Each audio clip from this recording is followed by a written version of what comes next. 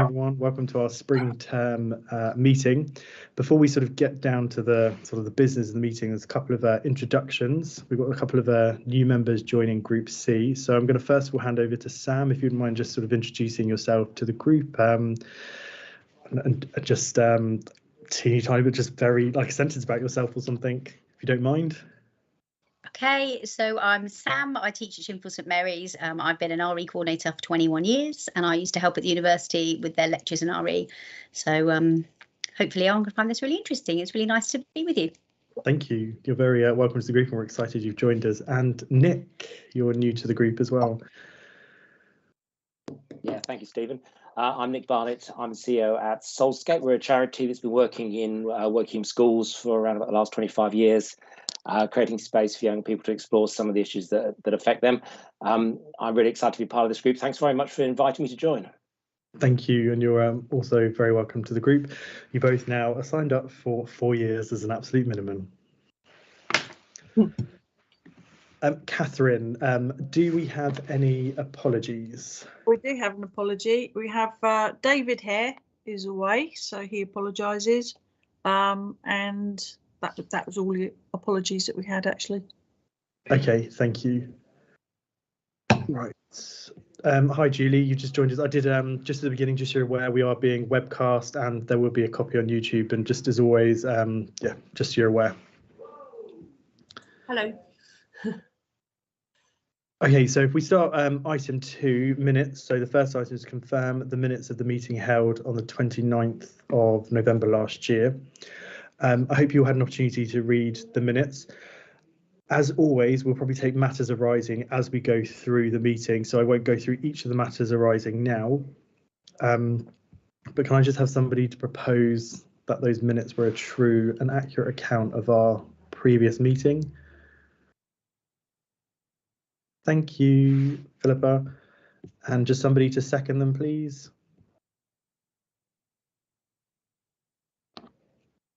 I don't know if I'm allowed to, Stephen, because I'm not a SACRE member, but I'm happy to second if I can. Oh, I've got a couple. Yeah, thank you, Jackie and Beth. Thank you. Thank you. As I have said, we will take matters arising, and if for whatever reason any of them don't come up, then we will share at some point throughout the meeting any other matters that are arising. But the next sort of agenda item, Emily, this is a tag team, I'm assuming, between you and Angela, between the spring term update for Wokingham schools. I always find this part really helpful and useful, just sort of knowing what's going on at the Wokingham schools, especially as the government guidance is massively changing in terms of, well, living with COVID. So, Emily, over to you. Thank you, Stephen. So as always, when I do this update, I'm always conscious that we've got school-based colleagues in the meeting who could do this probably much better than I will, but please add anyone, if you would like to. So last half term, things were incredibly challenging in schools, and I think most head teachers would say, and teachers too, that it was the most difficult half term probably since the start of the pandemic. And I think it was made particularly difficult because the sort of government national messages were talking about declining infection rates and life returning to normal and the removal of Plan B and the removal of mitigations in schools. And that was completely at odds with what was happening in schools, where infection rates were soaring incredibly amongst staff and children. And we did some data analysis of infection rates, and in the second half of January, there was nearly a 200% increases in infection rates in Wokingham schools, particularly in primary schools, where obviously there are hardly any children vaccinated, and those children are not doing regular lateral flow tests in the same way that secondary pupils are being asked to. And of course, that level of staff and pupil absence causes huge disruption to learning. So it was a real headache for school leaders to ensure they had adequate numbers of staff in school every day. And 2 of our secondary schools, actually, because of lack of staff, had to switch to remote learning in some year groups. Leaders were having to cover for absent colleagues rather than doing their normal leadership roles. Teachers were finding planning incredibly difficult because they may have up to 30% of their class absent at any one time. I think morale was quite low in some cases. Staff were very aware that exams and primary assessments are all going ahead as normal this year, and I think children were anxious about that too. Thank goodness, since half term, things appear to be much better in terms of infection rates, although we do get a daily email updating us all on the case numbers. And today's, I noticed there were several more, higher number of cases than we've had in previous days. So I hope it's not going to get as bad as last half term, but it looks as though things might be rising a little bit. We had a discussion with head teachers at our meeting with them last week about the approach that they're taking this half term. And we were saying that particularly in primary schools where the children are still almost all unvaccinated, that head teachers are still, many of them, thinking along the lines of how can we try to minimise infections in staff and children. Many schools are still not holding large events, and in their messaging to parents, they're sort of reminding them that although the laws around the restrictions have gone, the guidance actually hasn't changed, and the UK HSA have emphasised that the pandemic is not over. Obviously, from April, primary school children can be vaccinated, so probably next term, especially with the weather being better, and it'll be much easier to have windows open, and probably nationally the rate of infections will go down. Hopefully things will be much better next term after Easter, but I think schools are mostly still continuing with having windows open, hand washing, more regular cleaning. Some schools may still be asking staff to take regular lateral flow tests, although schools are no longer being sent test kits. So things are looking better this half term, but schools are, I think, still being cautious to different degrees. I think there's a lot of tiredness amongst staff just from, the length of time they've been dealing with the pandemic. In terms of SACRE members visiting schools, we've been having discussions as a school improvement team, myself and colleagues, about how to approach visiting schools sort of in the longer term. And what the experts seem to be saying is that, COVID is not going to completely go away, and probably at least for the next few years, during the colder months of the year, infection levels probably will rise. And so what we're sort of thinking is, obviously, when we're having meetings, just meetings with school colleagues, those can work quite well online. But there are times when we want to go into classrooms and look at children's work and do things that need us to be in person. So we're thinking, would it work to try to think about doing those things mostly in the summer term and the first half of the autumn term, when infection rates are likely to be lower and it's easy to have windows open? So I don't know whether SACRE members might want to think along those lines in terms of our visits to schools. And I know before the pandemic, there were some SACRE members who had visits that they were sort of on the point of arranging. So you might want to think about perhaps doing those in the summer term after Easter. Might be a good time to do them. So yeah, that's sort of what I was planning to say, but I don't know whether any school colleagues would like to correct me on anything or add to anything that I've said, because you're much better qualified than I am to talk about this. Philippa? Yeah, I mean, I'd echo everything you said, Emily. I suppose the fact that Ofsted is still coming and all those pressures are alongside the sort of staffing issues and not being able to get supply teachers and things like that just make it really complicated. But we are sort of trying to get a bit more normality. So we have had colleagues coming into schools. We're having governors in just to try and get that, like you said, those chances for people to come into school. So I'm sure other schools are similar. Thank you. Catherine? Yeah, just a question around, was there any discussion on going out to places of worship?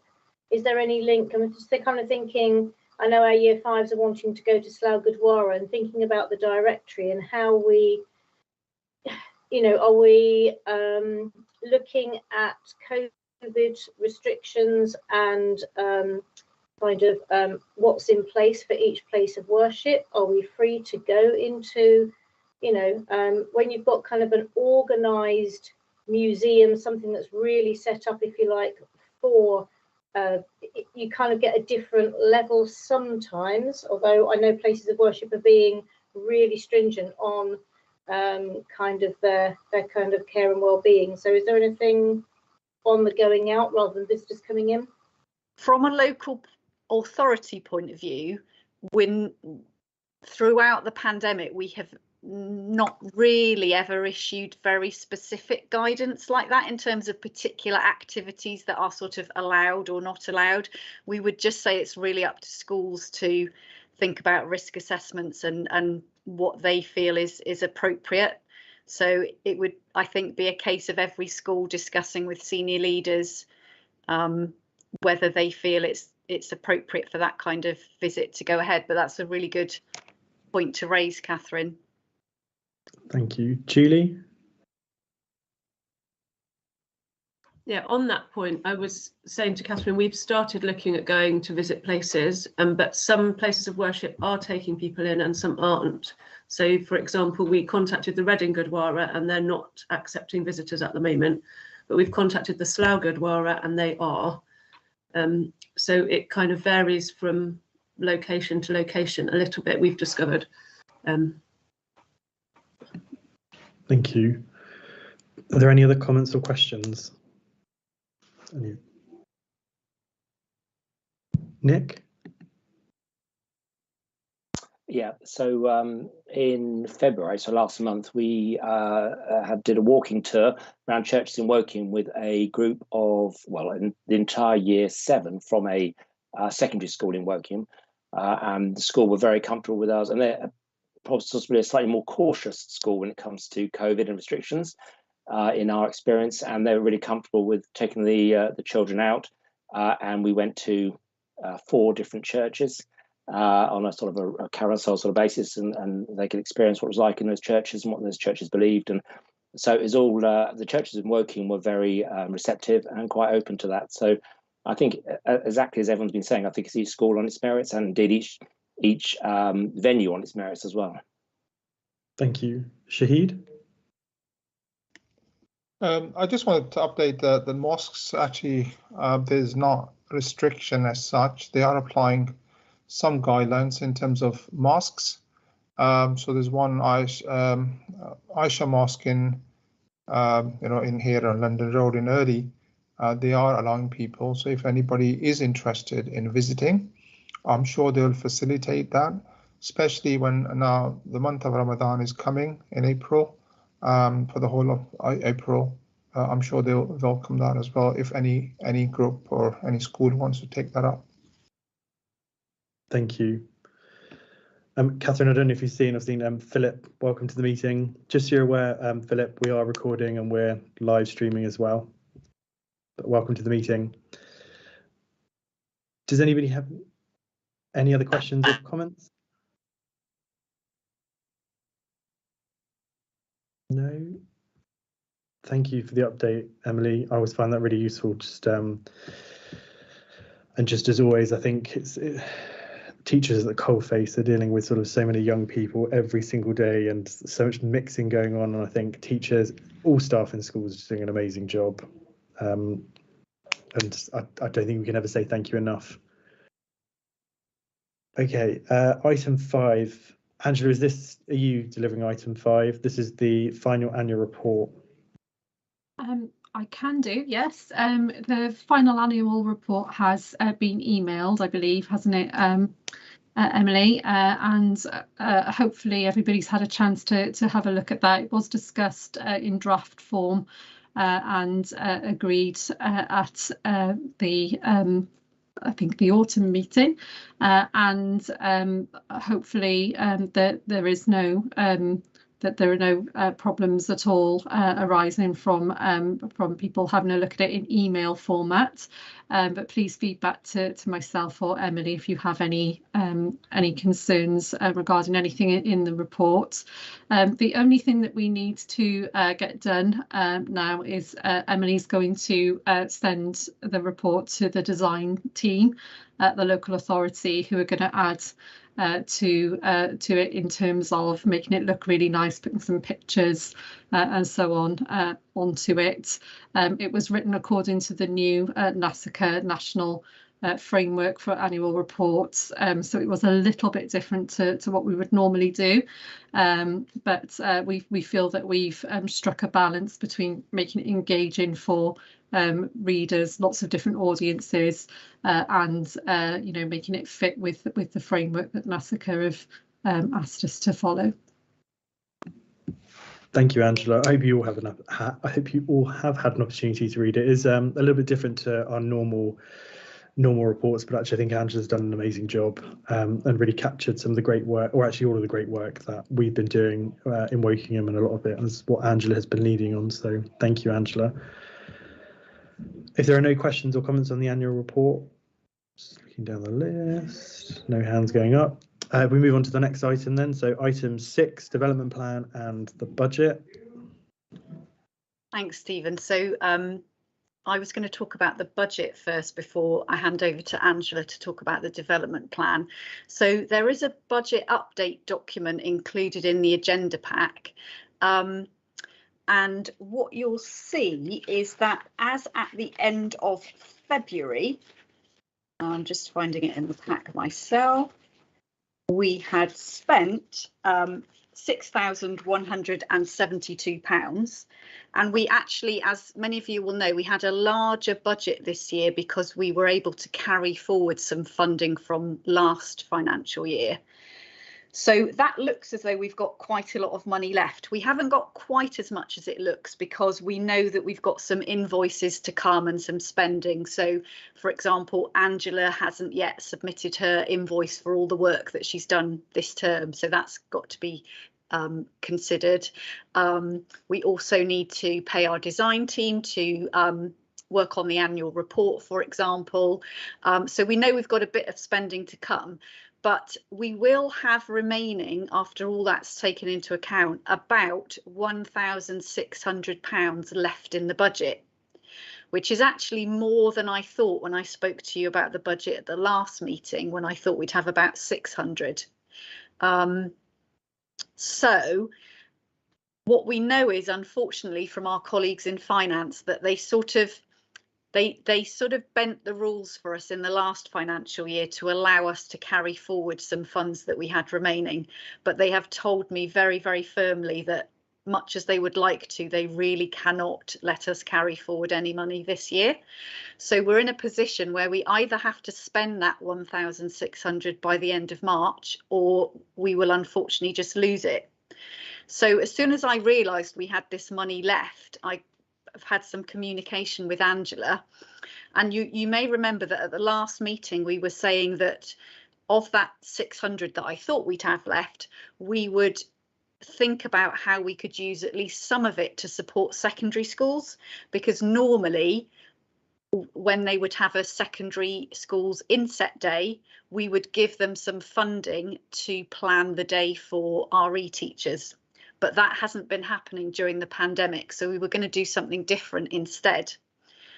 And we're conscious that we do quite a lot more in terms of support for primary school colleagues than we do for secondary. So Angela and I have done some thinking about what we could do for secondary schools with that money.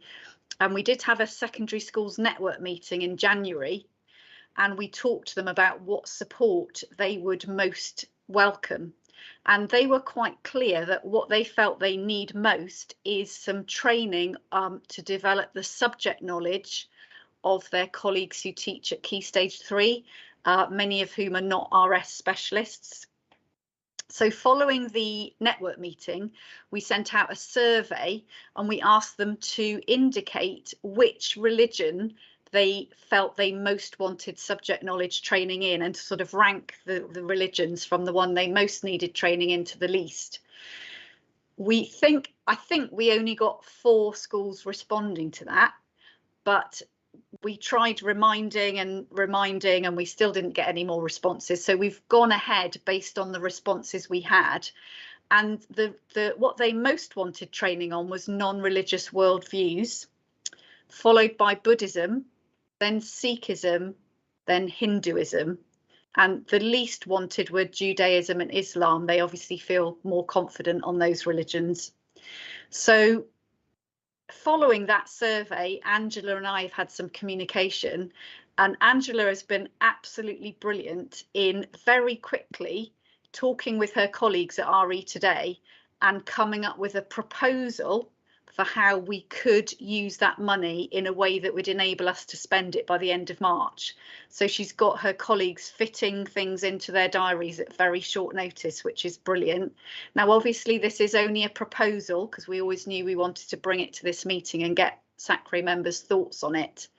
But the proposal involves a session, a training session for secondary schools on each of those 4 religions, and well, the 3 religions and worldviews that they wanted training on. And originally Angela was proposing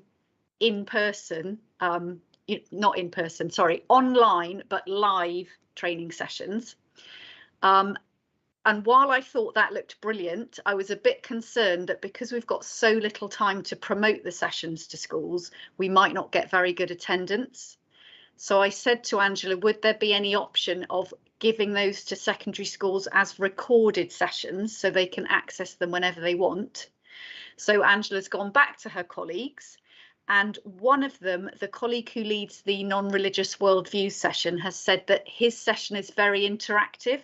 So he would prefer to do that as a live session, but we could put that towards the end of March.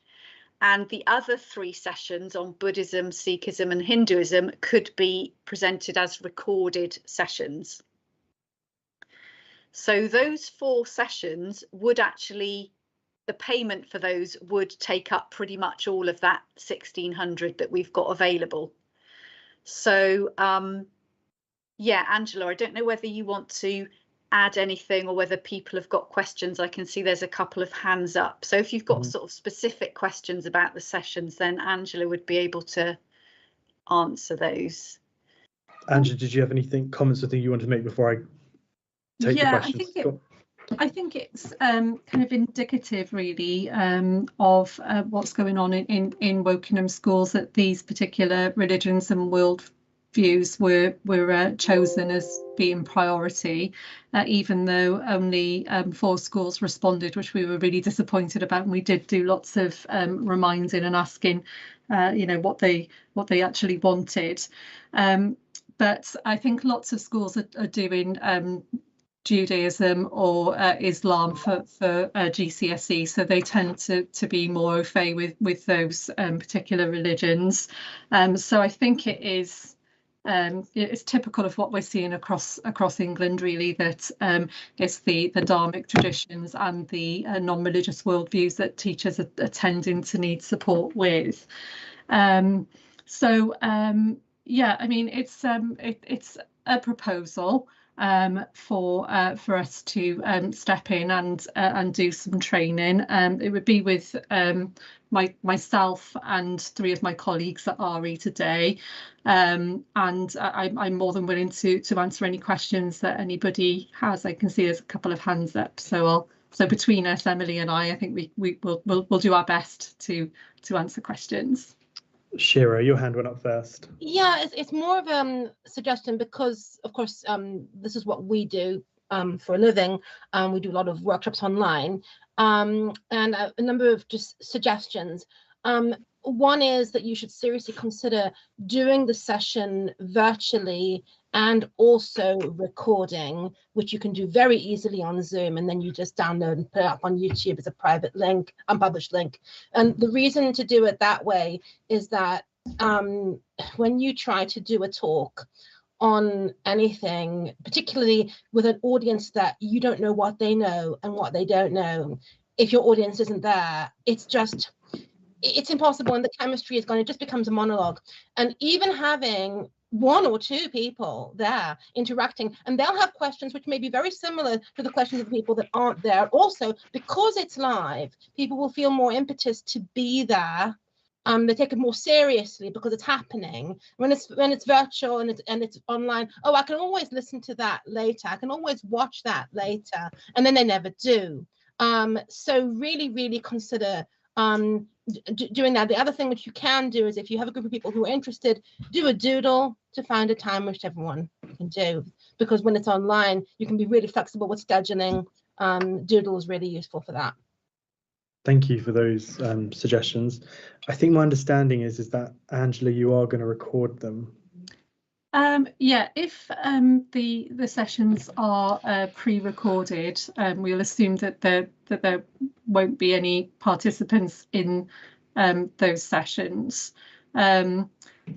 So a pre-recorded session would, as Shira says, be a monologue. But what we're proposing is that that would be the kind of paid-for session that would be, that Wokingham would invoice us for, but recognising that it's not as good as a face-to-face session. What we would then intend to do is to give teachers an opportunity for a live discussion or Q&A later on in the summer term. Mm-hmm. So that it's not an ideal situation in that we've got such a short window of time to be able to deliver these sessions for the teachers, but we're just trying to make it as good as we possibly can for them. We would like to be really flexible, but it's our capacity as a team as well. So just getting those dates out to my colleagues was quite tricky because we've got so much going on. So we had to really work hard to kind of shift some things around and make sure that we'd be able to present before the end of the financial year. Thank you. Catherine?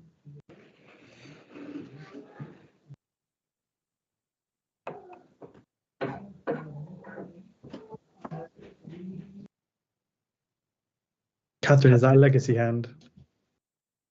Or did you have a question? Okay. Are there any other questions? I've just got a couple. In terms of and I mean, I appreciate sort of this plan has been put together last minute. Have we sourced any other advisory sort of companies or other advisors in terms of what they could potentially offer, just to ensuring that obviously it's public money and ensuring that we're spending it?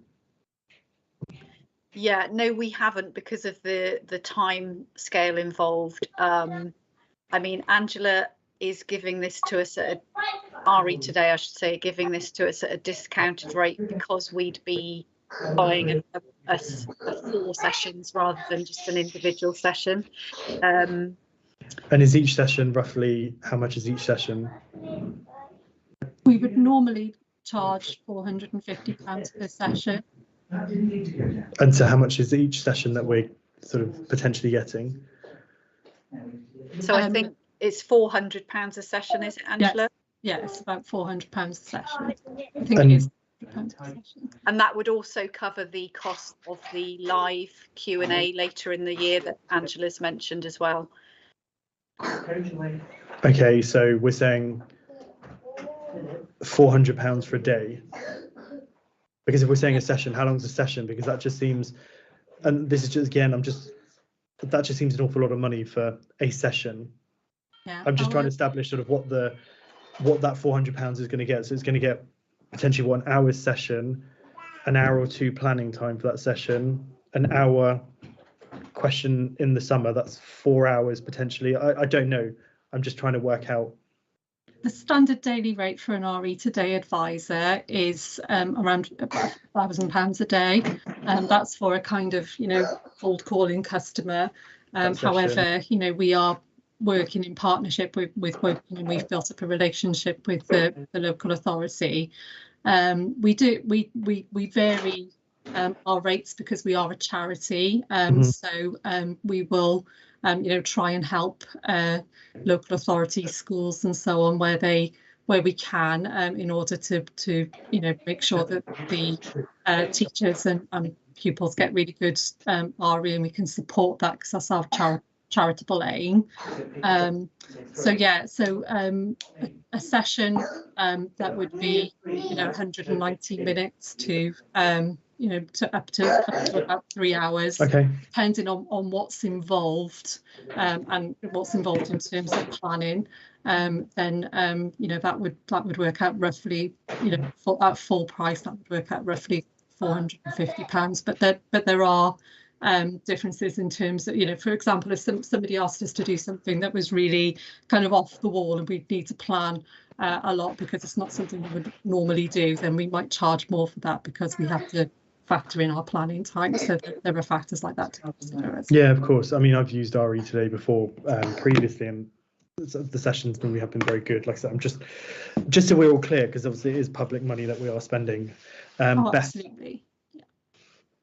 Yeah, thank you, Stephen. I'm concerned. I've worked in accounting all my life, and I think we need to really have a look at our budgeting, because this is the second time we've had money left over that we're having to spend quickly.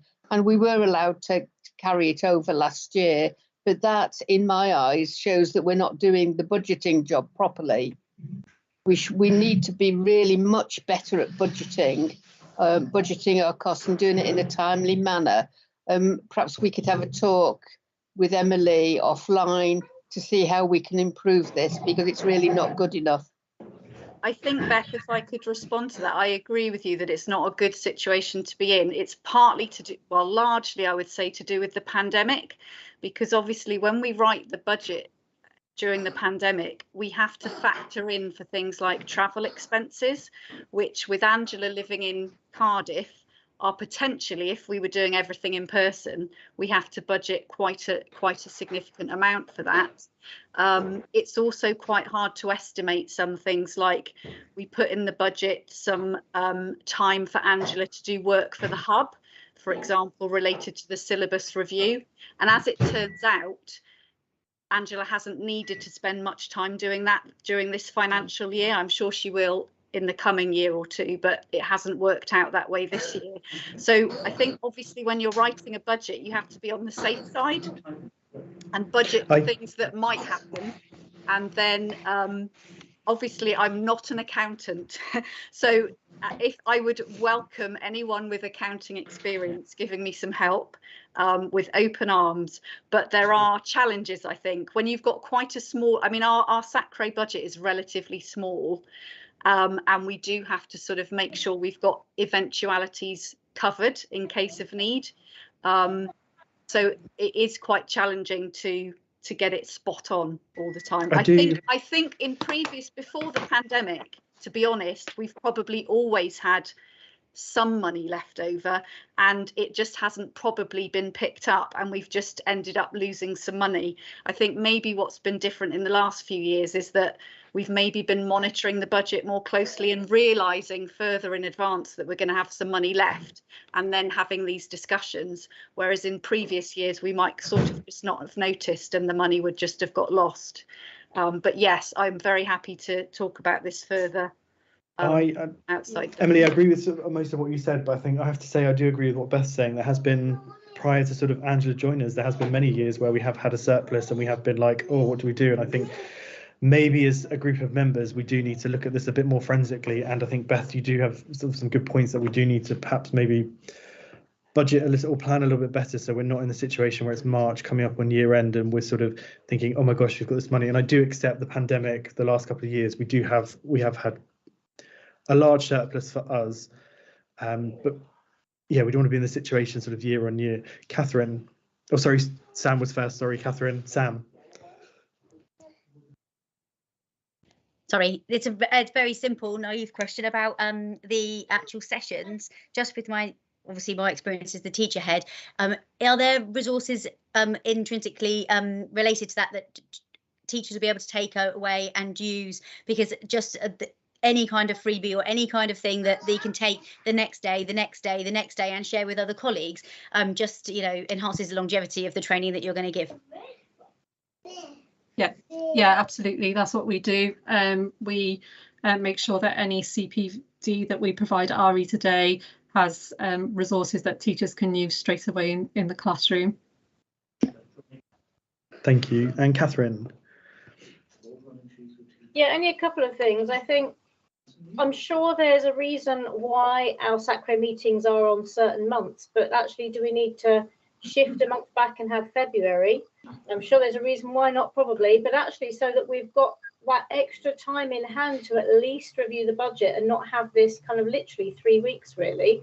So that was one thing that's sprung to mind, whether we can look at our calendar as a SACRE, and are there different points in the year that would be better for us to meet to review what's happening and what's going on. And the other thing, with such a short time frame, are there any secondary schools? And I appreciate it's very difficult to get schools responding quickly, because I know what the timetable's like and we're not watching emails all the time. You know, we've talked, I mean, Shahid's already mentioned kind of Lower Early Mosque is welcoming people, and different people are welcoming different groups back in. Is there anything that we could do with a little bit of that money, unless we all agree that you know, that RE Today, that's a fine proposal, something that we could offer to schools for travel costs, visiting, something. We talk about inspiring and wanting to support schools directly. Is there a school that's currently in need that cannot afford, that's the money's not going towards, or I don't know, kind of a way of kind of showing support if schools are off travelling. It's a tricky one because it's a bit last minute as well, and you don't want a sudden grab for money either. So but I'm thinking if anyone's got anything planned currently, anything that would help travel costs at all. Just a couple of things. It's a really nice idea, and the idea of potentially schools sort of bidding for money to I don't know, to do like a trip such as that. I just 3 weeks, Catherine, is that, and like you say, schools and teachers sort of actually responding to that email. Sorry, Catherine. Or is that a legacy hand? No. Philippa? Just because last year we supported primary schools with the resources, so I was actually quite pro the idea, because I don't think secondary schools had much last year, because the things that they were planned didn't happen. So on the other side of it, I thought actually it was a good balance for secondary schools.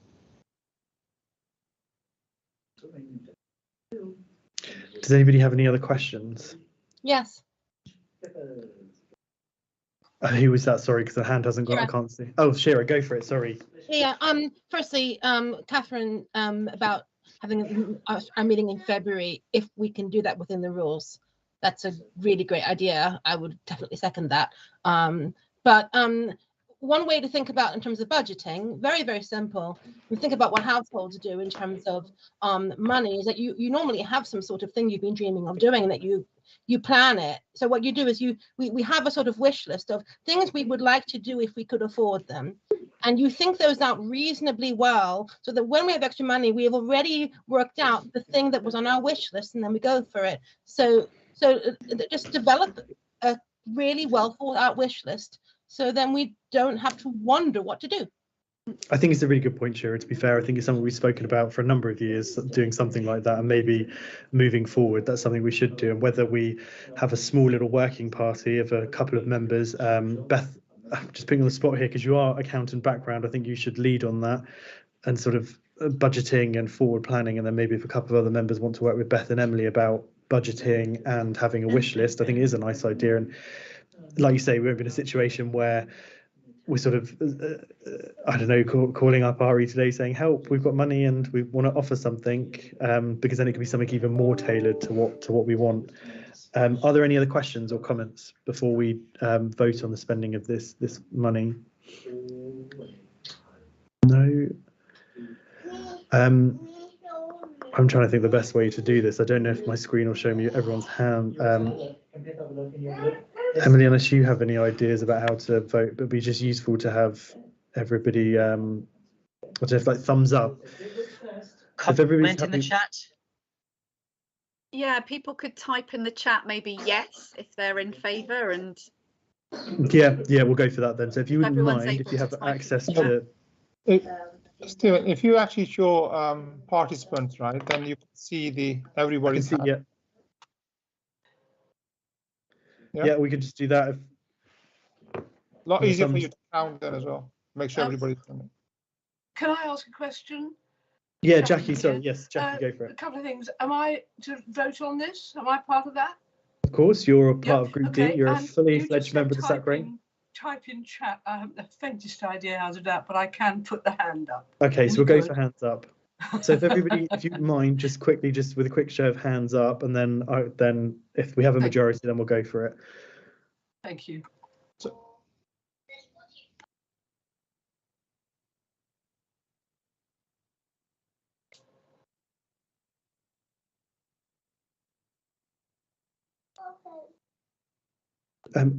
Thank you, everyone. If you can pop your hands down now. Catherine, just for minutes purposes, that's a majority of people have agreed with that proposal. So Emily and Angela will leave that with you to sort of take back an action. And as you had done previously, would you mind just sharing the link with SACRE members? So if SACRE members are available and would like to attend, then that's always quite useful. And I know we've obviously supported our primary colleagues massively, but I also wonder, and Sam and Catherine, because I know you lead sort of within your schools on RE and Jump In, is it worth maybe extending the invite to primary? So I know the subject knowledge stuff will be more pitched at Key Stage 3, but there may be little nuggets within that our primary colleagues may want to take. 100%. I was going to ask that before, whether I could sneak in, but yeah, if we paid for it, then that's really great if we can incorporate more people, especially if, like you say, only there's a less take up. We want to get the best value for money there, don't we? Yeah, I agree with that. Thank you. See, Angela and Emily, if that's all right as well, if we invite our primary colleagues along as well. Thank you. Right, I'm just going to pull up the agenda.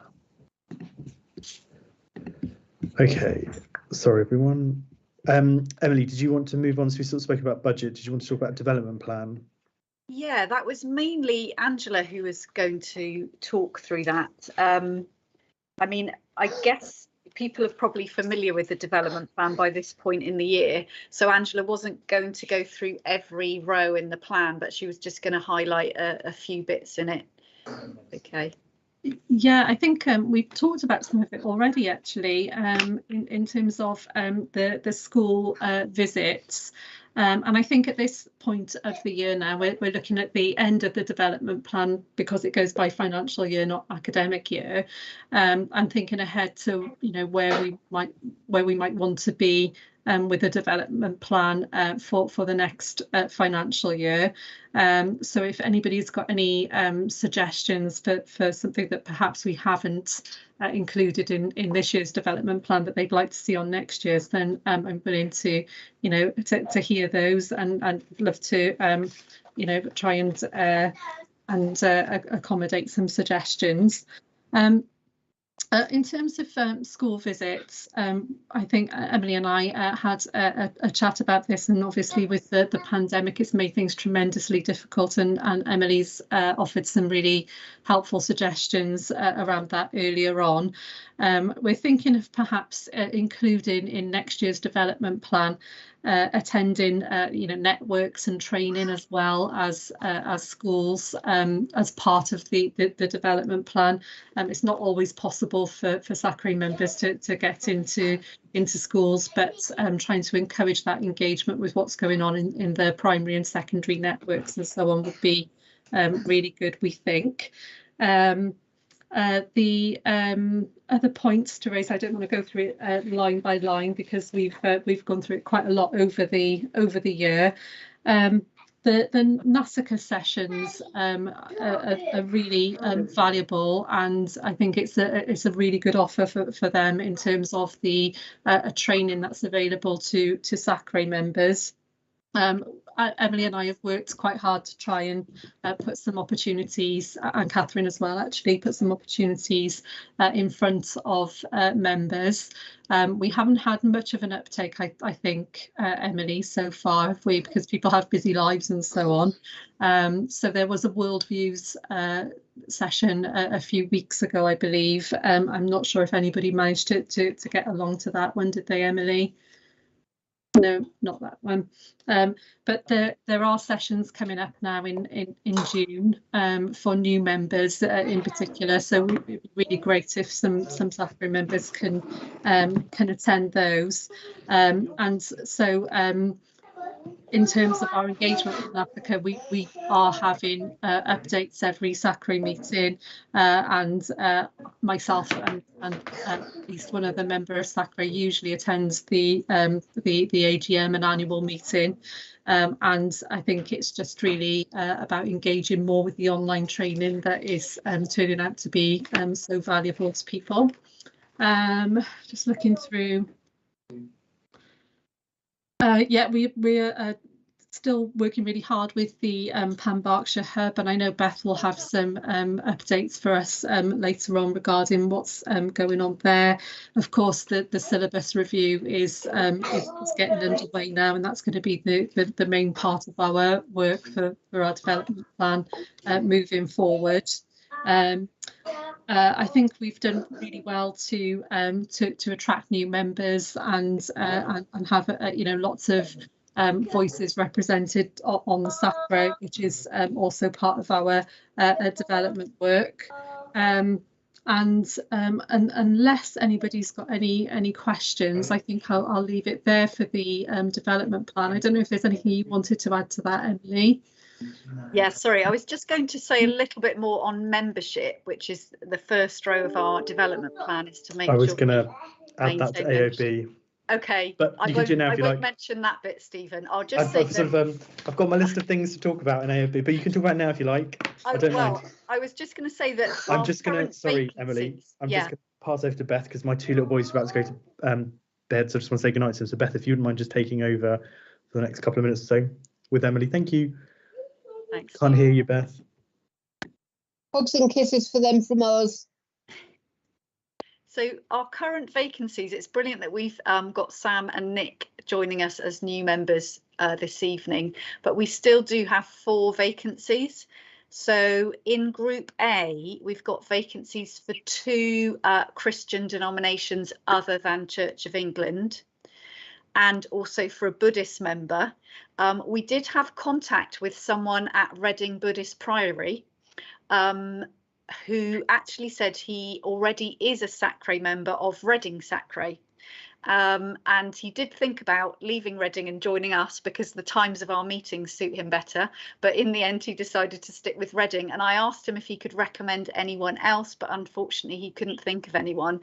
So we still have our long-term vacancy for a Buddhist, and we still have a vacancy for a Church of England member as well.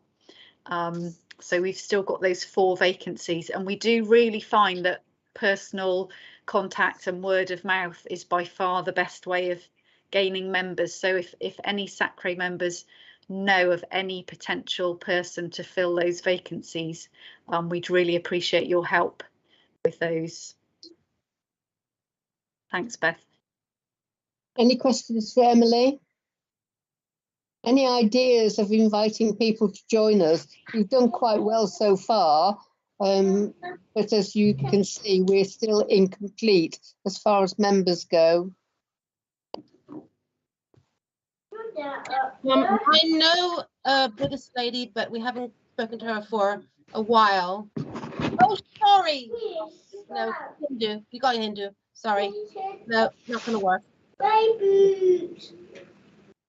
Okay, Stephen, you're back in charge. Thanks. Catherine. I was only just going to say I'm happy to ask Nick Hudson, who's chair of CTW and Churches Together in Wokingham, and see if he's got. I mean, I'm obviously part of. I'm not here on a school with the school hat on. I'm here with Wokingham Baptist hat on, so I'm happy to put a call out for non-C of E if you like. Thank you, Beth. I'd like to widen it a bit, Catherine, so that it's not quite so Wokingham centric, if we could. So perhaps we could try churches together in Woodley. I'm happy to ask them. Yeah, sure. Thank I think you. it's And I'm not sure who, apart from David Hare, we've got from Early. David's Group D though. I know, but he lives in Early. Oh, okay. Sorry. Yeah. contacts. Yeah. I'll have a word with him. Shira, is that a legacy hand?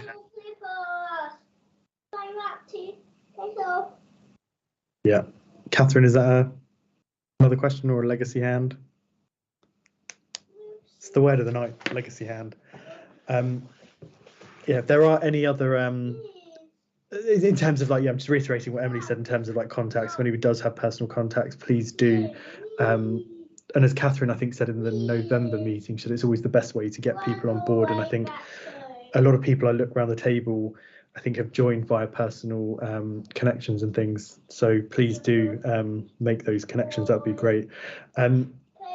Catherine, just as an action from everything that's come out from the development plan and budget, if you wouldn't mind just putting something around like a small working party around budgeting and sort of almost like a wish list for SACRE. And Beth, I know you're obviously a busy lady, but I don't want to put you on the spot, but are you all right leading on that? I'm just thinking with your, thank you. Emily? Yeah, sorry, just to add in terms of dates for schools meetings and trainings that we've got coming up in case SACRE members want to attend. So on the 21st of March, Angela's delivering primary RE subject leader training from 4 till 5:30 via Teams. And on the 29th of March is this term's primary network meeting from 4 till 5 on Teams. So, and Angela and I were just discussing the agenda for the network meeting, and part of that meeting will be talking about the syllabus review and actually taking teachers sort of verbally through the survey that's been open to schools for some time and making sure that we've really heard from Wokingham primary teachers their thoughts on the syllabus review. And we thought it might be quite interesting for SACRE members to sort of be part of sitting in on that discussion.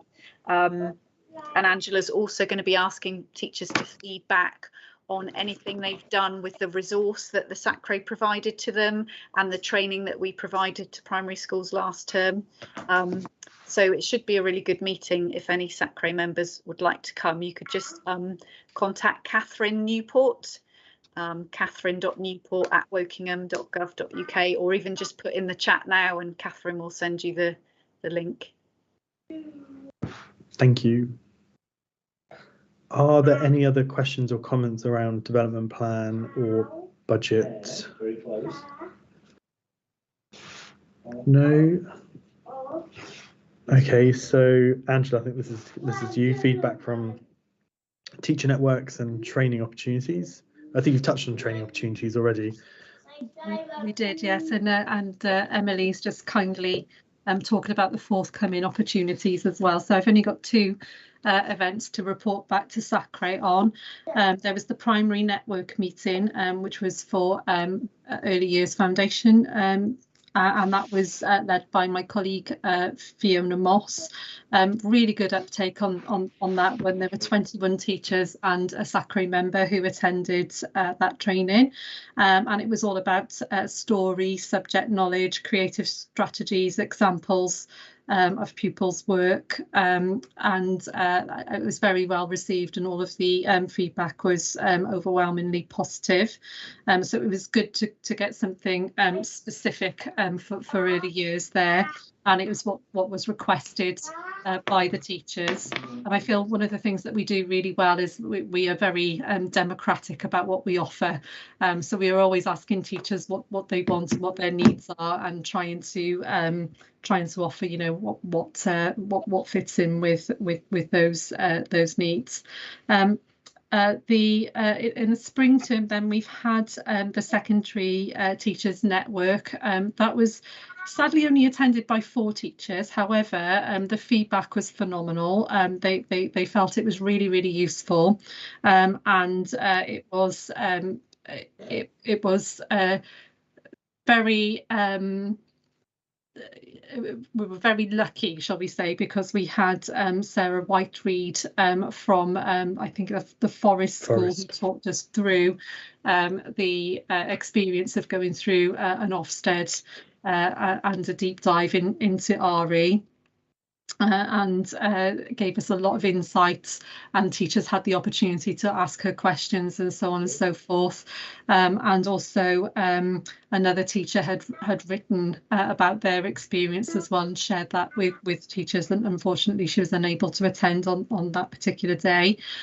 So we talked about future training needs and so on, and the subject knowledge issue was identified with secondary teachers. We feel that we are going to be able to successfully build networks online with secondary teachers. We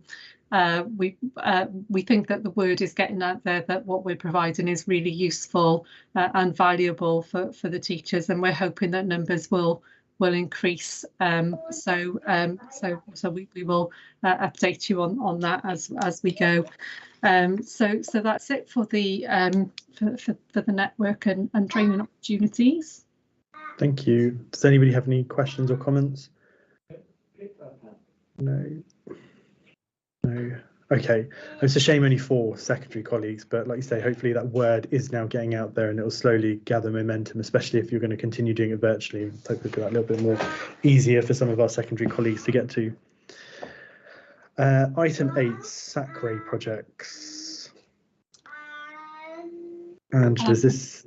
I don't really. I'm not sure we've got any projects running at the moment, do we? Apart from in terms of like some hub work. So, yeah, okay. So nothing to report on any SACRE projects that we're sort of running at the minute. Item 9 is hub updates. So this I couldn't attend this afternoon, but Beth and Angela, were you able to attend as well? I came for the very first part of the meeting, so I left about 20-25 minutes into the meeting. So Beth probably knows more. I was going to say, should we hand over to Beth, if you wouldn't mind, Beth, just updating us on hub updates. Thank you. Angela, you missed the best part of the meeting, and it actually went on till gone 5:30, because we got on to the syllabus review, and that's mainly what I'd like to report back.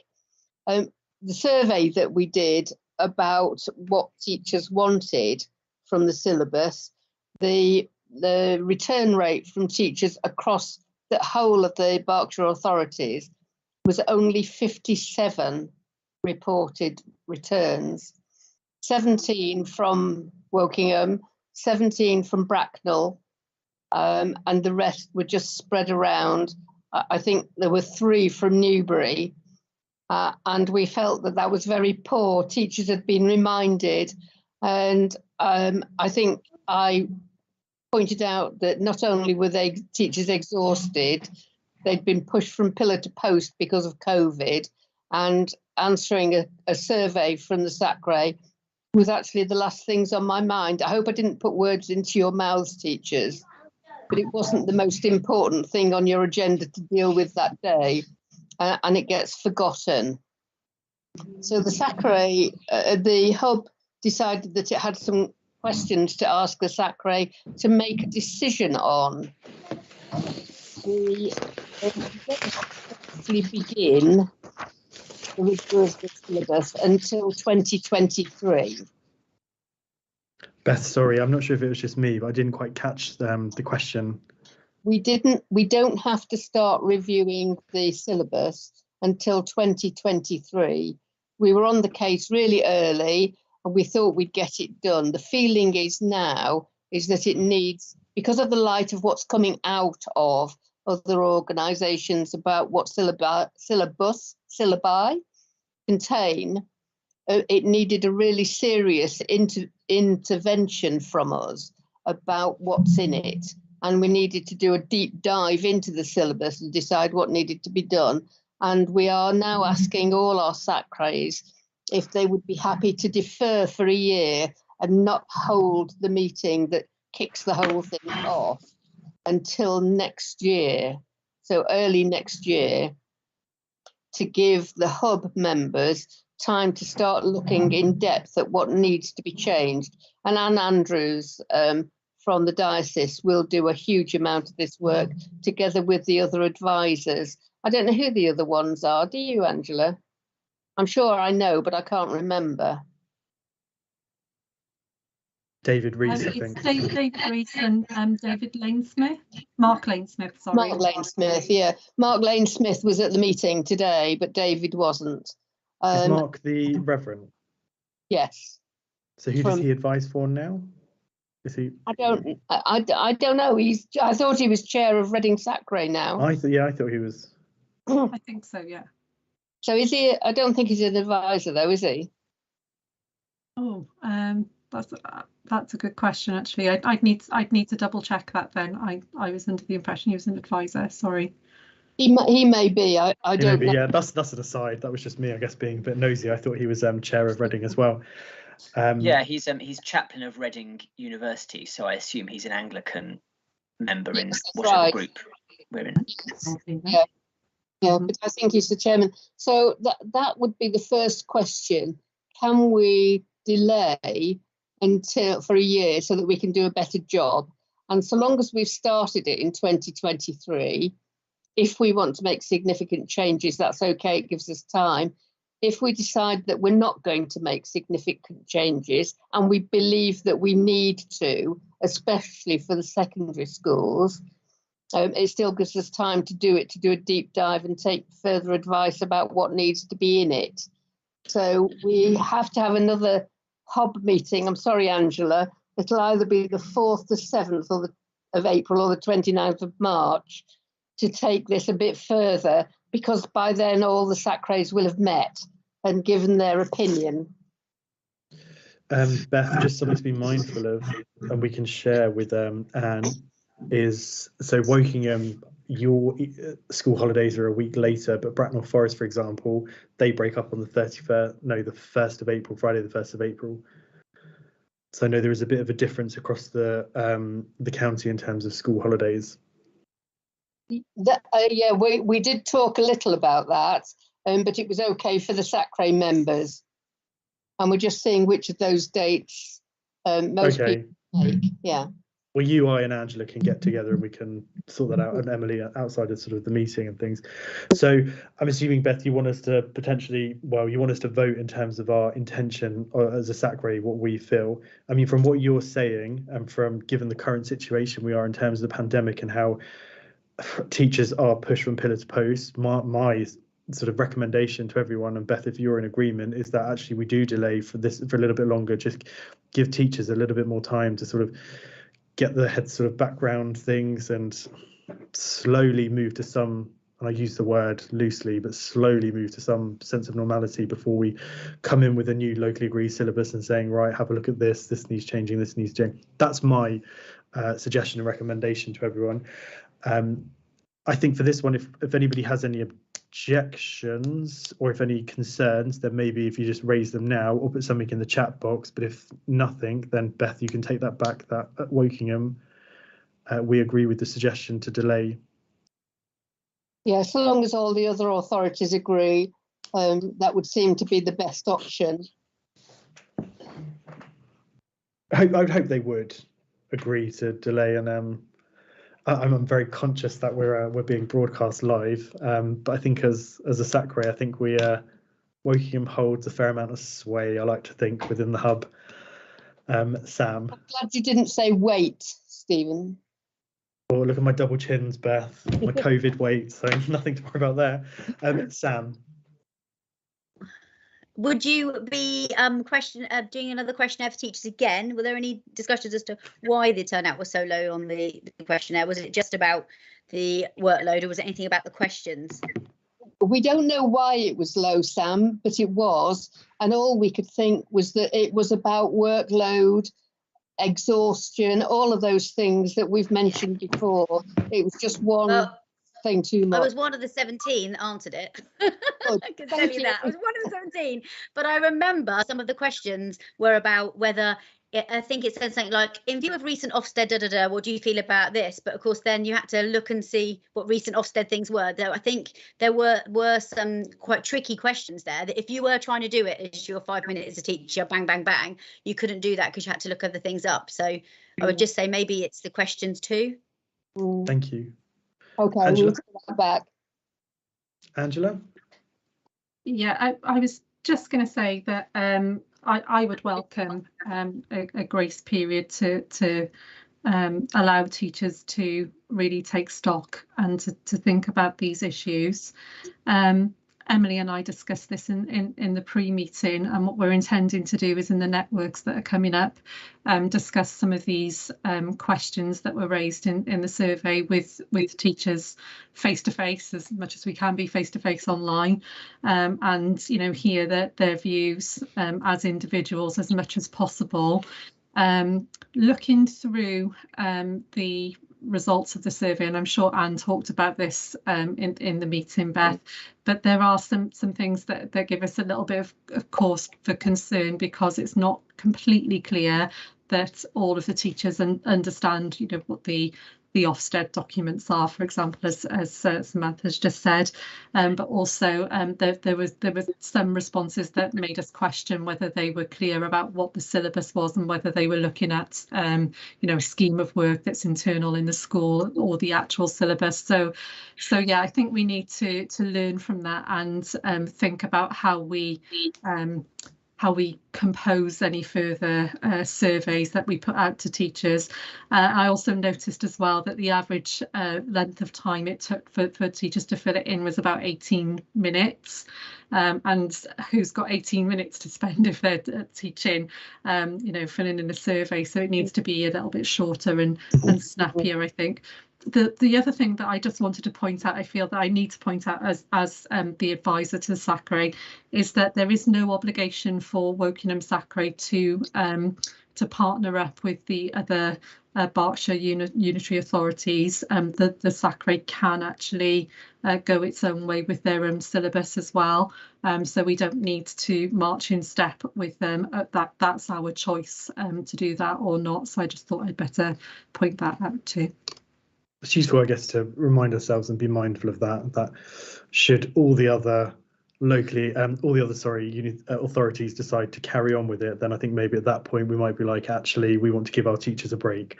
So that is useful to bear that in mind. Thank you, Angela. Catherine? Yeah, I just a bit of feedback from a couple of teachers I know who were filling it in.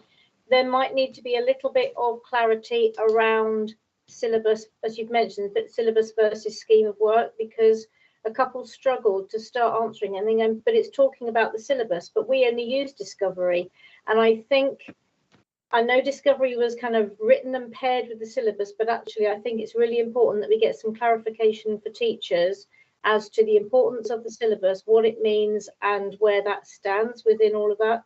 So yeah, just something around that is really worth highlighting, I think. Thank you. That's really useful feedback. I think the couple of points that have been made there, especially around like the questions, the 18 minutes at the average time, and then clarity around things like, is it the syllabus, scheme of work, or and equally sort of the use of Discovery. I mean, my sort of initial thinking is, I think what we had in the previous syllabus was great and fit for purpose at that particular point, but my thinking is now things have moved on and changed a lot. I think Ofsted has moved on and changed a lot. The world has changed a lot. I mean, post-pandemic, the horrific things that are going on at the moment, like in Ukraine, I personally feel things do need to change a little bit. But that's just my sort of initial thoughts, and that's something for us to discuss at a later point. Sam? Yeah, just you were saying there, the other thing about the syllabus, this syllabus being fit for purpose, whatever, you're also saying that teachers are feeling that they've got a lack of subject knowledge, or that there needs to perhaps be a bit more to direct them. And in previous syllabus, there's been like huge chunks at the back, or information available to really help you tailor your plans. This one was much, much lighter, which was great for experienced teachers. But actually, if you're saying there's an issue amongst teachers in Wokingham saying our subject knowledge, we need a little bit more help with this, maybe that's something we need to consider too. Sam, it was raised many a times by Beth and myself when we went through it. I'm sure, Beth, we've had hours of conversations around it being very light, and there was supposed to be extra stuff that for whatever reason it didn't happen. Things happen, don't they? But that's something I agree that we should definitely take on board. And Angela and the hub, I think would definitely ensure that it's fit for purpose and the subject knowledge hopefully is in there. And that's something we can bear in mind as an authority. That's what we want to ensure for our teachers, especially as you say, inexperienced teachers or new teachers to RS. Sorry, everyone, bear with me. Just some hands have gone up. I just want to make sure I get them in the right order. Catherine, is that a legacy hand again? Yeah. Okay, Philip. Yeah, just interesting about the experienced teachers and the less experienced. Just to sort of piggyback on what Stephen said, I think there were very good reasons for keeping the syllabus itself short. And I wouldn't want that to be lost, but I had forgotten about the supporting material. And it seems to me that is the right balance, to have a short formal document that isn't sort of laden with other things, but then to really make sure that we produce the supporting material rather than extending the syllabus as such. Thank you, Philip. Shahid? Just hearing the argument, the suggestions, all very good. What I'm thinking is, obviously, as SACRE, we have limited resources, but how can we get more value for money as we go, move along with time? So nowadays, a lot of the contents are being shared, through videos. So while we're thinking about, supporting, developing and supporting, material, I think we should need to move towards more of a video content, and that can be easily shared and actually, used by a lot of the schools. But it's like investment made once, but actually can be repeated over the number of years it can be used. And I just making a suggestion, perhaps, when we took a look at the finances as well, and providing material and creating material, I think more emphasis should be given on the video content, quality video content, which can be used and shared widely. Those who are there and those who are probably not there, and also staff who can be present in physical form and those who can't be. But I don't know what the other people think about it, but that's I think everything in terms of the teaching and education circles, that seems to be the way it's moving. But are you talking about sort of videos as in like the real world, real faith videos that have been produced by the hub? Is that what you're referring to? Yeah, also that's one element of that. Also, in terms of bite-size video content for the syllabus as well. If you're teaching one component of a particular religion, then obviously create that as a video on that particular subject, and that becomes like a really good resource for the teachers to use.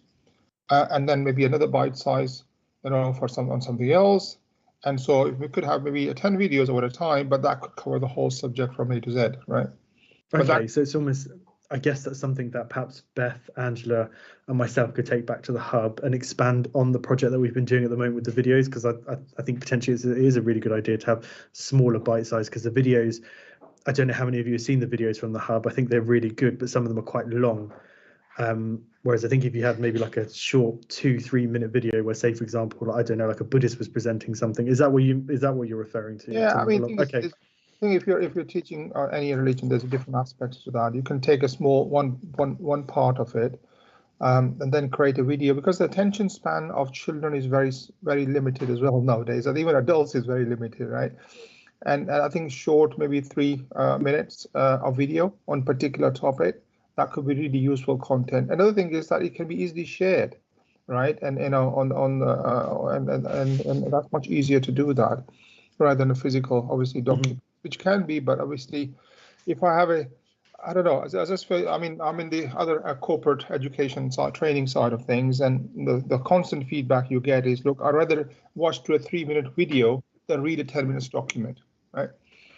And that really gives you much more, and the process is graphical as well, and you can bring in a lot of images, and that makes it much more engaging and interesting actually to look at. Okay, thank you. Leave that with Angela, Beth, and myself, and we would take that back to the hub to sort of further expand the project that the hub has been working on. But thank you, Beth.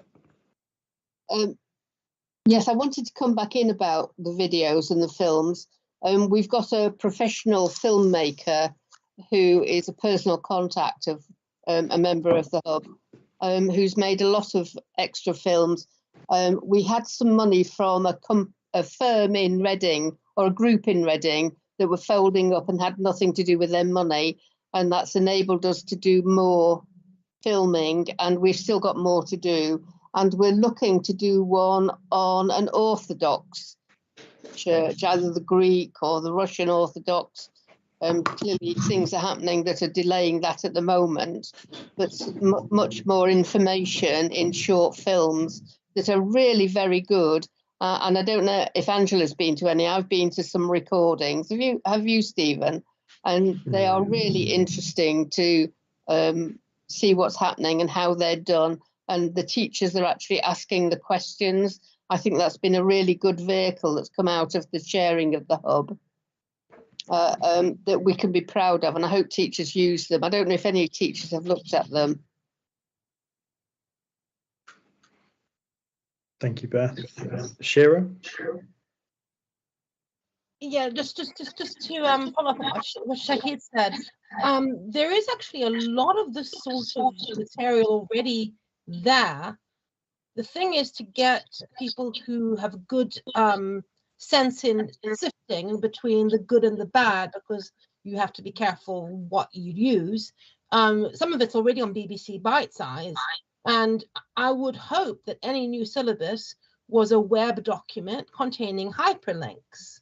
And so what you would do is you would be in a particular thing on the syllabus and you click on a link and it would jump you to the resources, which will contain hyperlinks to BBC Bite Size on the particular thing that's on the all hyperlinked. And then you don't have to, the teacher wouldn't have to go wondering, I wonder which thing I should look at on this, because they've been sent to something that someone else checked out and knew was good. But that means that obviously you need to have people put the effort into find the material, and then when there are gaps, you fill in by creating the material where there are gaps. And sometimes what you need is a video.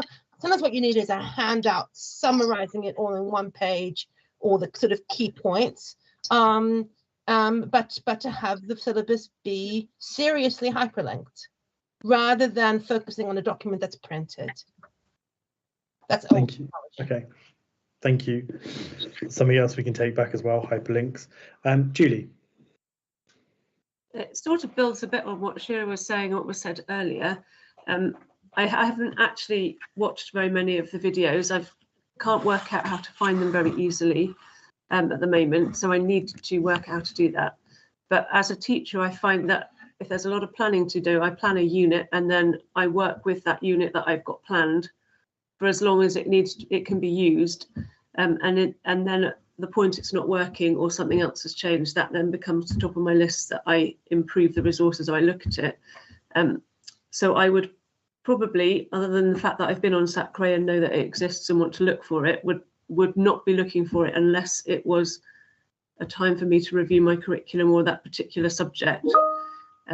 So I think talking about the hyperlinks being in the agreed syllabus or the resources that we've built, like crossing the bridges, like the videos, if they are actually put in the syllabus as recommended places to go, you will find there's a far greater usage of it, because people will be referring back to that document, will be building their plans from that document. And then I wouldn't go back to that document once I've made my plans from an up-to-date document until such time as it needed changing. Purely on a workload basis, I can't do it for every subject every term, it's too big. Yeah. Okay. It's an admission that I'm not doing everything perfectly, but that is the reality. We're only human, Julie, and there's only so much we can do. But I think it's a fair point in terms of the links to the videos. Emily has just popped them in the chat box if anyone hasn't seen them, so please do have a look. They're currently being hosted on Angela, are you guys hosting them? Yeah. Yeah, I was just about to put the link in there, but Emily beat me to it. Yeah, so they are quite easily accessible on the NatTree website. So if you just follow that link, and you can you'll be able to access all of the videos that are available from Key Stage 1 to Key Stage 3. And the notes alongside them as well. I'm all for hyperlinks. The one thing I would say though is that hyperlinks don't always last, especially with BBC. They tend to move content around, and then the hyperlinks don't work, and that can be a source of frustration for teachers. And also there are cases where we would need to be very careful, because there have been cases where hyperlinks have been hacked, and some very inappropriate stuff has ended up in front of pupils as well. So I think we need to, you know, proceed with caution if we are hyperlinking. But I do think it's a really good idea to make content that's related to the syllabus as easily accessible to teachers as possible, and we can think about ways of doing that when we review the syllabus. Thank you, Angela. Shahid? Thank you, Stephen. So can I just come back on that? I think just based on the point which Shira, Julie and Angela made, I think finding the right material when you read it, Shira made, you know, whether this particular content is being validated or not. That's also, you know, otherwise there's so much on the stuff on the net, as we know, which is questionable. But how do we make it accessible? One thing that you find is in other places is that YouTube channel has been specifically created for this purpose.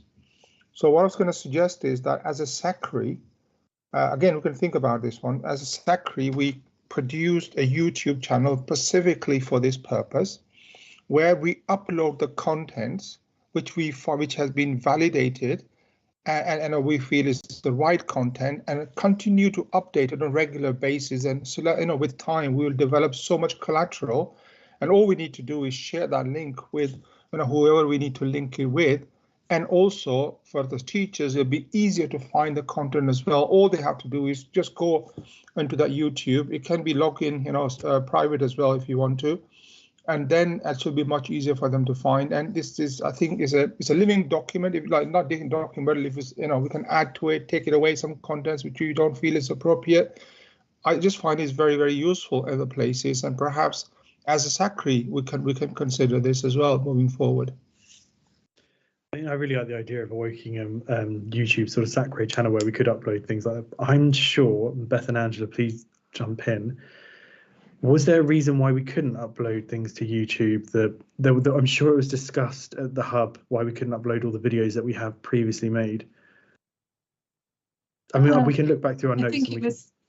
I think it was just felt that it was quite a crowded space on YouTube, and that teachers might be faced with other content that is not necessarily useful to them, or maybe even inappropriate.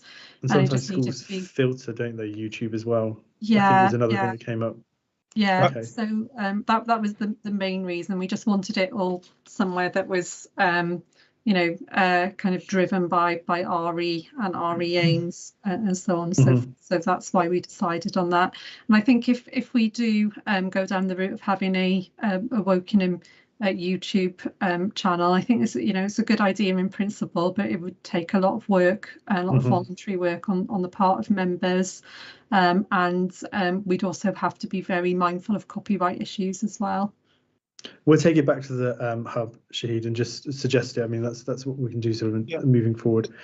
Just very quick point on that. I mean, you know, there's videos can be sort of in the public domain, but also you can have a private domain as well. So it could be just a login, you know, for the members or people who want to use it, and we can authorize those users. And we only put in those YouTube channels where the videos which we find is appropriate, right? So they don't end up getting stuff which is inappropriate, you know, in that place. So there's different ways to actually manage that, you know, and control that. But as a resource, I would strongly encourage that it's actually worth considering it. A lot of other people, companies are doing it for their own purposes. Charities are sort of doing it as well. And they really find it, you know, very, very useful, but it's worth considering, I would say. Leave it with us, and we will definitely sort of take to the hub and consider it. I think, like Angela said, I think in principle, but then it's an awful lot of admin time, I think. But leave it with us, and it's something we, Beth, Angela, myself will share with the hub. Shira. We have made YouTube videos for schools on a number of occasions. We've never found a school has a problem with using YouTube videos, and we just make it an unpublished link, so you can only view it if you have the link. and people are fine with that. And to be honest, managing a YouTube channel, the real issue is where to put the links, because you just upload it, you generate the link. It's not massive admin, really. Thank you. Beth, were there any other sort of hub updates that came up? No, thank you. Are there any other questions anybody wants to bring up, or any sort of comments around? So there's just a couple of things in chat box that just pinged up around sort of schools and firewalls and YouTube as well. But it is something we will share with the hub and gain feedback. But I think ultimately, if we do decide that maybe YouTube is the way, it's got to, ultimately we've got to do what's best for our schools and our young people. And whether that be a YouTube channel is the best thing, or actually paper copies of things, I don't know, but it's got to be what's best for the teachers, the schools and the young people. Okay, the last couple of agenda items. I don't know if you want to run them back to back, Angela. I think some of them you probably already touched on as we're going through, but number 10 and 11, so national updates and SACRE updates. Yeah, absolutely. I'll try and be as quick as I can, because I know time is getting on and we've all got lives and we want to have our dinners and so on. But the item 10 and 11 are national updates, just general ones, and SACRE updates. I'm hoping that you would have had a chance to have a little look at the paperwork for this. So just first item up on item 10 then is inspections, and NATRE have been working really hard to look through and examine Ofsted inspections, not just those that relate to deep dives into RE, but those which mention RE at all, or anything that's RE related. So I'd really recommend that you have a look at the links there and have a little bit of a think about what's going on, the national picture across England, and we can start to think about, how we can maybe analyse some of the inspection reports from Wokingham schools. Emily and I discussed this earlier. It used to be something that was done, but fell by the wayside somewhat. It does take a lot of work to look through. But also there's been the pandemic, and so there's been a halt in inspections as well. But it might be something that SACRE wants to think about moving forward to, help the local authority to monitor standards. So the teacher survey that was conducted by NATRE, secondary survey, again, there weren't very many respondents, but there is a link to some of the results there, some encouraging news and other not so encouraging content there, but I'll let you have a look at that in your own time. If anybody has got any questions relating to that, they may have had a look already, then I will do my best to answer that. It's interesting that there has been no financial support from government for religious education, where other subjects have received significant amounts of money. There's a suggestion in the updates that perhaps SACRE could get involved in maybe asking the MP or MPs to support funding for RE, or as Emily and I discussed earlier, perhaps that's something that individual SACRE members will consider doing, perhaps writing to their MPs and making them aware that there hasn't been any financial support for our subject. Religion and worldviews education. There was the SACRE training that unfortunately nobody from SACRE was able to attend around worldviews in RE. Emily and I are of a mind that perhaps this needs to be on the agenda, perhaps, as it is a big change in focus with RE for the summer meeting. So I don't know how people feel about that. Stephen, I don't know if you want to put that question to members now or come back to it later, perhaps. I think if members don't mind me sort of just saying, actually, I think we should just put it on the agenda. It's something that is, I think, on the government's, and well, say the government's mind. They've got many other things on their mind, but young people a lot. I mean, and I don't know, primary colleagues as well jump in, but they do talk about worldviews, don't they? And if you read all the GCSE specifications, it refers to things as worldviews. I think it would be worth exploring a bit further, unless anybody has any huge objections. No. So yeah, Catherine, if we have that as an action as well to ensure that worldviews is on the next agenda. Thank you. Some competitions for schools to enter, so the Spirited Arts competition and the Lessons That Make a Difference. For the Lessons That Make a Difference, it's a blog competition, and the date is fast approaching. There's only a week left for pupils to enter that, but Spirited Arts is open for the rest of the academic year, I think until about the 30th of July. So you've actually, you know, if you want to be spending that first week of your holidays putting together pupils' entries, you can, if you like, but you know, very valuable to pupils. There is there's some news there about offers for a free Bible magazine to pupils as well. Some websites have been relaunched. We were just talking about accessibility of resources, good visual, audio visual materials for RE. So these are some really good places that you can go to get them. They've had a revamp. So RE Quest for Christian resources, Christianity resources, Understanding Humanism, that's had a revamp as well. And TrueTube, we're thinking about videos to show to pupils in the classroom, not only for RE, for PSHE as well, citizenship education. Then those are kind of classroom ready. They're already categorized by age group and subject matter and so on, so they're really easily accessible for teachers. And there is some news about online training then that's accessible for teachers as well. So I'll leave that there. Shall I just Andrew, just let you get your breath? Does anybody have any questions or comments around the sort of the national updates? Shira, you've got a hand up. I don't know, that's an old one. No. Okay, Angela, sorry, just thought I'd let you get your breath because there's a lot in there. So item 11 then, straight on to that, the SACRE updates. As I said earlier, we've been really engaging with SACRE. The AGM is coming up on the 23rd of May. I believe, Emily, that we can invite SACRE members to that. I don't know if anybody's taken us up on that offer yet, but if you do want to go to Birmingham, then that's on Monday, I think it is, the 23rd of May. And there's also the option to attend virtually, but you'll only see part of the conference.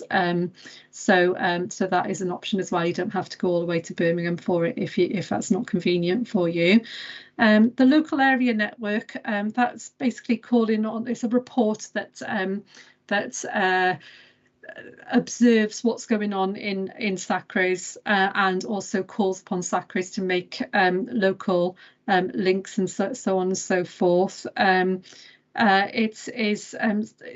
really does show actually that what we're doing in Wokingham is actually very good, and that we do have, you know, lots of ways with linking with various parts of the local authority and faith communities and so on, as well as across local authorities. So that gives us a great deal of encouragement, and that's going to be discussed further at the SACRE AGM in May as well. Also, an item that I'd like to, we think is appropriate for the summer agenda is the self-evaluation tool that SACRE are hoping that SACREs might engage with.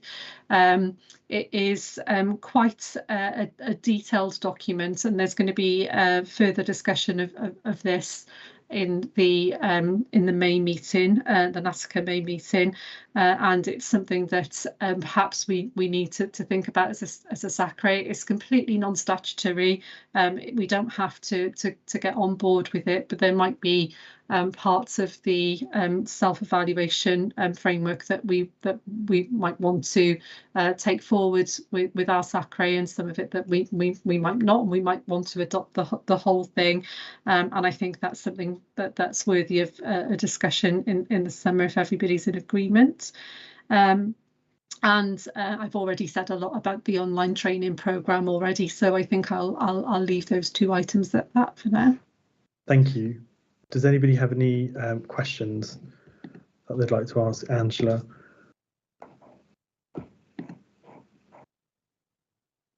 Emily's just put something in the chat box around some training, so do have a look at that. In terms of the self-evaluation tool, Angela, again, we're kind of on the same wavelength. It was something I was going to suggest that actually goes on our summer meeting as well. And I think it could be useful as a SACRE to undertake that. I don't think gosh, I've been here for quite a few years now. Beth, I think you've been here a little bit longer than me, and I don't know if we've ever done one, in my experience, a self-evaluation. So it'd just be useful, I think, exercise for ourselves to see what we're doing well, and I think we do an awful lot of things well, but equally things that we could perhaps maybe do a little bit better. So that's, like as Angela said, a discussion for a little bit later on. Final thing then is any other. My screen's just pinged up, 5 minutes left, it's saying. Any other business? First of all, so we've discussed membership. Emily's done that, thank you very much, very kindly. The second was a working party around budget I had. The third was around meetings, face-to-face and virtual, and sort of the merits of both. We are kind of sort of living in this COVID world. We are living in a COVID world at the moment, and I don't think COVID has gone away as much as Mr. Johnson keeps telling us it has. However, it would be quite nice for us all to get around a table together once again and actually see all of you, so you're not just cardboard cutouts sitting at home. I don't know if anybody has any strong opinions. I don't know if this is actually what you think moving forward we should be doing as a SACRE. My sort of feeling was, and Beth, Emily and myself sort of had a quick email conversation earlier, my sort of feeling was actually the summer term would be quite nice to all get together, because we can, if COVID is still pretty horrendous, we can have all the windows open and equally if the council chambers are free, it's quite a big space, potentially we could move into there.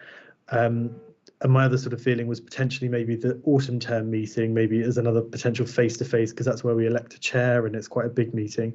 But that's just my initial thoughts. I don't know if anybody had any sort of things that they wanted to share immediately. Emily? I think maybe, just sharing a few sort of factors that we might want to consider. So like you said, Stephen, maybe thinking about time of year in terms of infection rates might be a good way of thinking about it. I think another factor is possibly costs. So for the online meetings, it only costs the SACRE about £35 or £40 that we need to pay to have the meeting webcast. But for in-person meetings, we always used to provide some refreshments, and obviously we pay Angela's travel expenses from Cardiff, and obviously as individual SACRE members we need to get ourselves to the meeting and possibly pay for parking.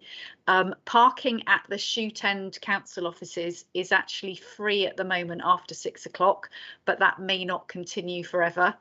And I think the other thing maybe to think about is, as Stephen said, are there certain things we'd like to do at meetings that would work better in person, and maybe other things that might actually work equally well or even better online?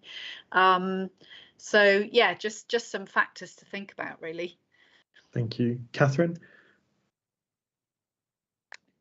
Callum very helpfully informed me before the meeting started that if we do want to have live meetings, we can actually do a hybrid version where some people can actually log in, as we're doing now on a Teams call, and some people could actually be there face to face in the meeting room.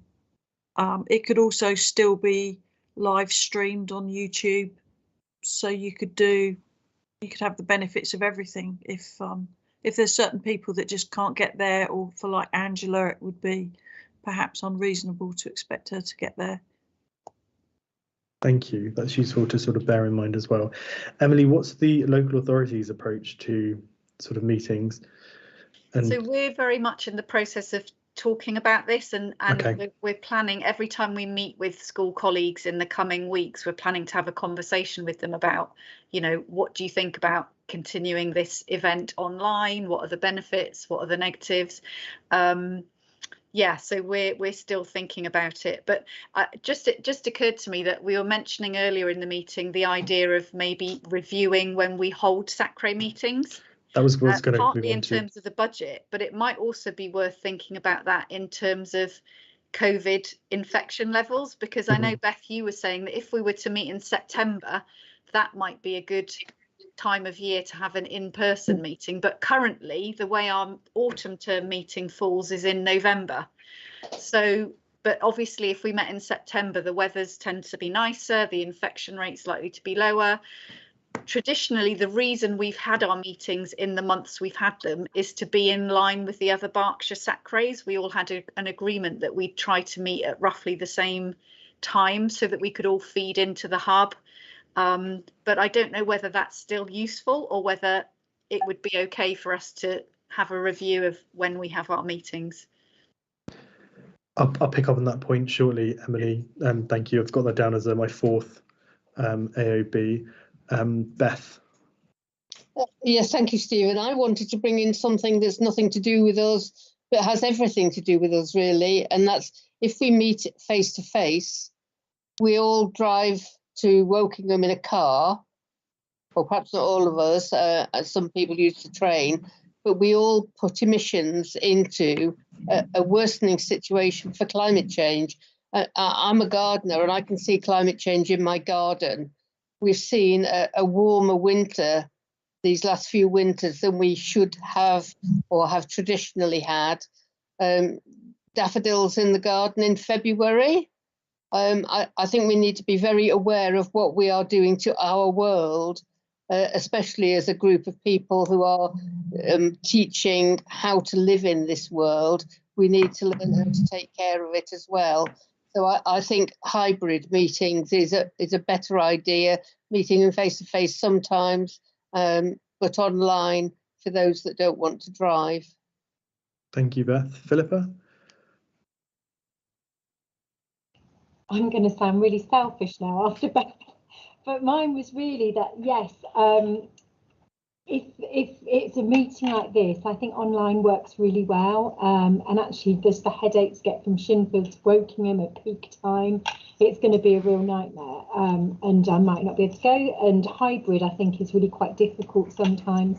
But if there's something like an AGM or end of a year or something like that, then I'd be very happy to come. But as a routine, unless there's a really good reason, I would prefer to be online. But I second Beth's sentiment as well, actually. So. Shahid? Actually, I was going to say what Philippa just said. I think probably I can see the value of face-to-face because really the interaction you get face-to-face is not the same as virtual. But at the same time, I get the point which Beth has made as well.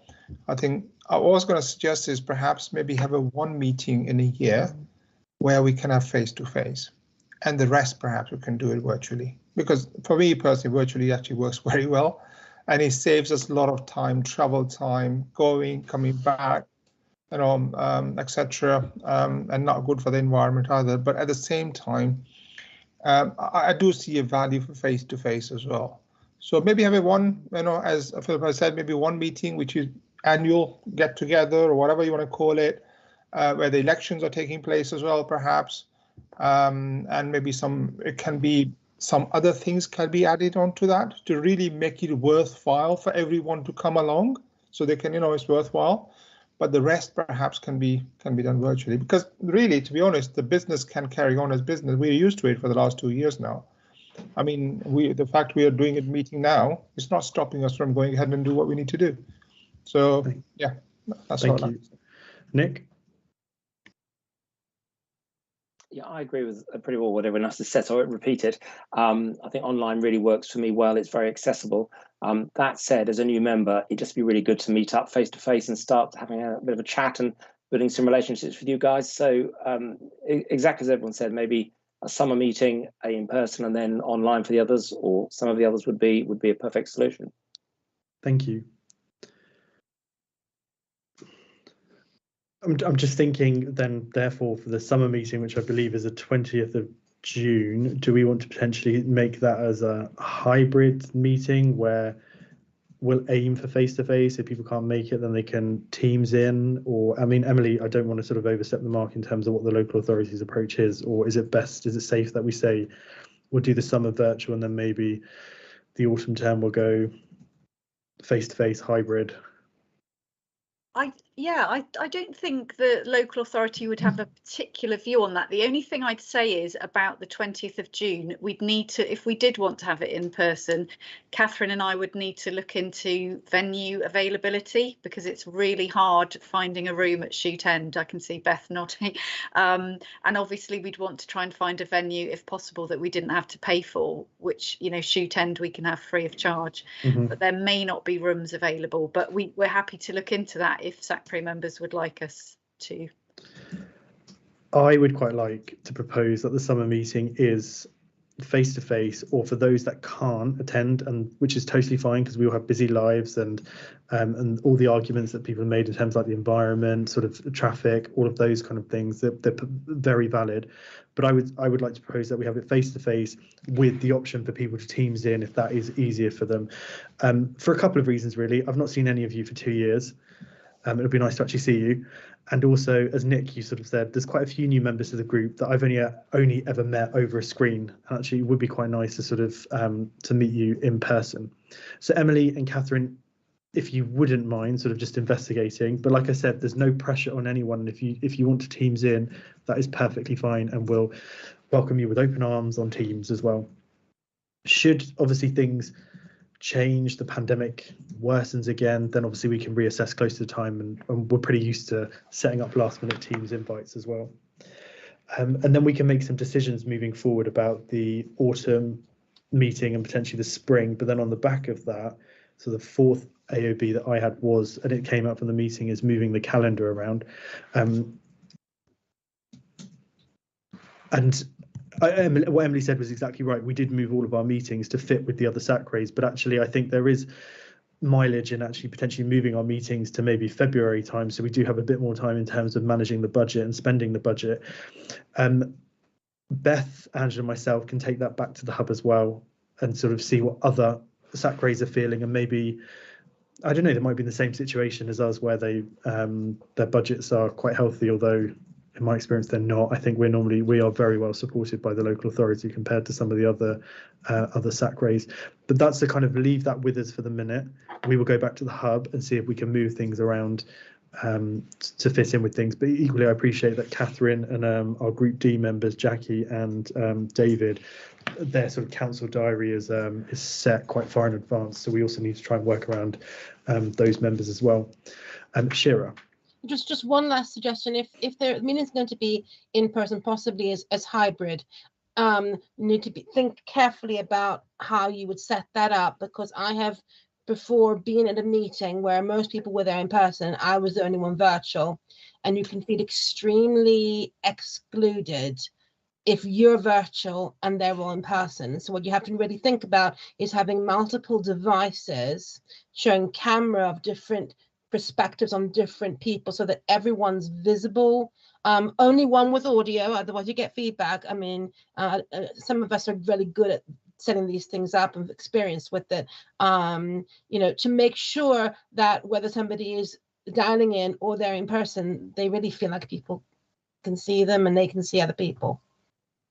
Thank you. It's a good point. And Beth and myself had experience of that very recently, where we dialed into a meeting and I think we were about the only two people there, and it was quite isolating and we couldn't hear what was going on. But I'm sure by the time we could get to that, I think hopefully the local authority, they would have been used to sort of doing hybrid meetings.